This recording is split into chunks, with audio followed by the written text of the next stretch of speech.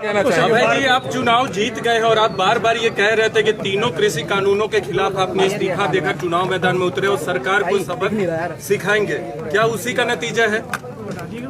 आज जो BJP, JJP और कांग्रेस तीनों जो मिलकर चुनाव लड़ रही थी और उसी का नतीजा है कि कांग्रेस की जमानत जब्त हुई है, जिसके 35,000 वोट आए थे पिछली बार, इस बार उसकी जमानत जब्त है। इसका मतलब है ये तीनों मिलकर के चुनाव लड़ रहे थे और ये तीनों मिलकर के कहीं ना कहीं इस देश के किसान आंदोलन को कमजोर करना चाहते थे। उस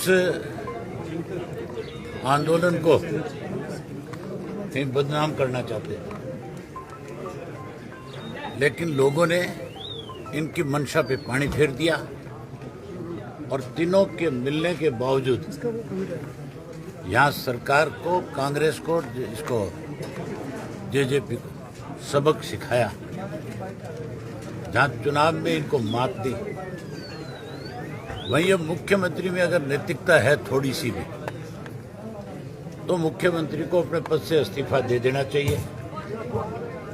एक चुनाव तो मुख्यमंत्री तब हारा था जब ये अध्यादेश लेकर के आए थे 3 कृषि के काले कानूनों के, उस वक्त में एक बाई इलेक्शन अब आ रहे हैं जब 1 वर्ष होने को हो रहा है इस आंदोलन में।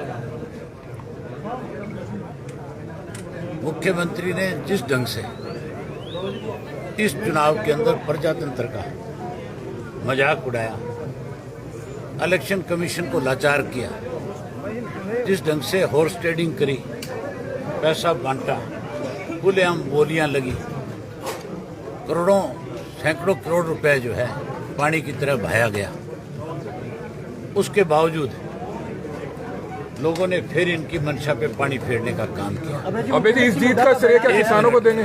बोलने दीजिए। बिल्कुल, इस जीत का श्रेय 100% किसानों को ही है। मैंने जो इस्तीफा दिया था, वो इस्तीफा भी किसान आंदोलन मजबूत हो, कृषि के तीनों काले कानून खत्म हो, इसको लेकर के दिया था। और अब भी मैं दीपावली के बाद टिकरी बॉर्डर भी जाऊंगा और सिंगू के बॉर्डर पे भी जाऊंगा और एक बार जाकर के फिर उनसे पूछूंगा कि अगर कृषि के 3 काले कानून खत्म होते हो तो फिर कोई बड़ा फैसला लेना होगा, तो उस फैसले से भी नहीं हिचकिचाऊंगा। क्या आप फिर से इस्तीफा दे सकते हैं? सर, वो जो बड़ा फैसला आप करेंगे, आप दोबारा इस्तीफा दे देंगे? अगर मेरे समर्थक कहेंगे कि एक बार फिर इनकी तसल्ली कराने के लिए इस्तीफा दे, तो फिर एक बार और दो। सर, अजय चौटाला और दुष्यंत चौटाला ने पूरी कोशिशें करी ताकि आप चुनाव ना जीत पाए, इस पर उनको कोई जवाब देना चाहेंगे? जंगल में शेर जख्मी तो हो सकता है, पर गिद्दड़ राज नहीं कर सकते। चौटाला साहब, ये इसे कैसे देखते हैं कि बहुत खिलाफ माहौल था बीजेपी के बावजूद बीजेपी ने आपको कड़ी टक्कर दी, तो इसको आप कैसे देखते हैं? बीजेपी ने कोई टक्कर नहीं दी। बीजेपी, जेजेपी मिलकर के कांग्रेस तीनों चुनाव लड़ रही थी। अगर निष्पक्ष चुनाव होता, अगर हॉर्स ट्रेडिंग ना होती, पैसा ना बढ़ता, तो मैं 100% 50,000 से ज्यादा वोट से जीतता। पूछ लीजिए। फिर मेरे सामने लड़ने वाले दोनों की जमानत जब्त होती, फिर किसी कीमत पे। सर, ये कह रहे हैं कि जीत की खुशी के साथ साथ जो लीड कहीं ना कहीं कम रहेगी, उसके लिए मलाल भी है। क्या आप भी कुछ ऐसा महसूस करते हैं? मुझे मलाल इस बात का है कि देश आजाद तो हो गया, लेकिन आज भी कहीं ना कहीं सरकार की गुलामी में जकड़ा हुआ है। अगर आजाद होता, प्रजातंत्र होता, तो फिर हॉर्स ट्रेडिंग नहीं होती, फिर आप मान के चलो चुनाव आयोग की धज्जियां नहीं उड़ती। मैंने 15 कंप्लेंट करी चुनाव इलेक्शन कमीशन को, और मेरी एक भी कंप्लेंट का आंसर अब तक नहीं मिला मुझे। अभी अंदर ऑब्जर्वर बैठा है, सर्टिफिकेट लेने के बाद उससे पूछूंगा कि क्या आपकी ड्यूटी केवल मुझे सर्टिफिकेट देना थी या चुनाव निष्पक्ष कराने की? अबे जी इस दिवाली अगर निष्पक्ष कराने की थी तो फिर आपने इस चुनाव के अंदर जिस ढंग से पैसा बटा उस पे क्या संज्ञान लिया? भूपेंद्र सिंह हुड्डा का अभय जी बयान आया था कि मैं ये पूछूंगा बधाई देने की बजाय कि इस्तीफा किस लिए दिया था जब दोबारा हुड्डा विधानसभा से में तो मैं पूछूंगा कि तू ये बता, तू ये कैसे कह के आया था कि गोपाल कांडा मेरा मित्र है? ये तो मैं पूछूंगा, वो मुझसे कौन होता है पूछने अबे जी ये दिवाली ये तो मैं असेंबली में पूछूंगा।